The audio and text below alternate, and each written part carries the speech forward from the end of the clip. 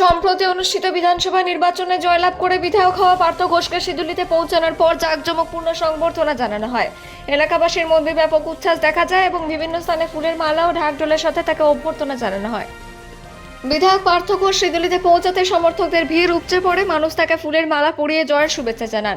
এ সময় একটি বিশাল র্যালির আয়োজন করা হয়, যেখানে শত শত কর্মী ও সাধারণ মানুষ অংশগ্রহণ করেন।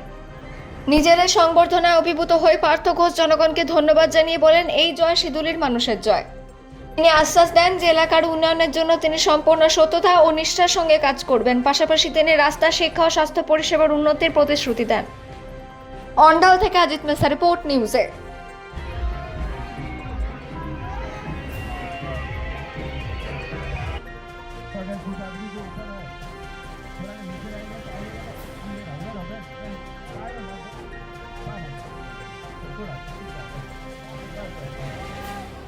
आप लोग से मेरा रिक्वेस्ट है, जो ऊपर में है इनको छोड़ के बाकी थोड़ा आप लोग नीचे उतर जाइए, क्योंकि सब ऊपर आ जाएंगे तो प्रॉब्लम होगा।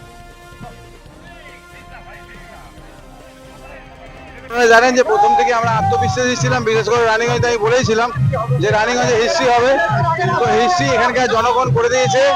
রানীগঞ্জবাসীর উচ্ছ্বাস দেখুন, পশ্চিমবঙ্গ মুক্তি পেল পাপ থেকে, এবং পশ্চিমবঙ্গের মধ্যে যে ইম্পর্টেন্ট বিধানসভা যেটা রানীগঞ্জ আজকের দিনে যে হারে জয়লাভ করেছে, মানুষজন এত খুশি। তৃণমূলের বিসর্জন হয়েছে, এবং আমি একটা কথা বলতে পারি যে আমাদের মানুষজন কোনো রকম ভাবে কোনো অপরাধের সঙ্গে যুক্ত থাকবে না। অনেক কিছু বলার আছে এই ভিড়ের মাঝে, পরে আলাদা এক্সক্লুসিভ বলবো। এই পুরো এরিয়াতে জলের ব্যবস্থা থেকে আরম্ভ করে হেলথ থেকে আরম্ভ করে এডুকেশন ইস্যু থেকে সব ইস্যুই প্রবলেম আছে, এগুলো সব আস্তে আস্তে আমি সমাধান করবো। দাদা, প্রথম কাজ কি থাকবে আপনার? প্রথম বলে কাজ নাই, কাজ সব কাজই প্রথম।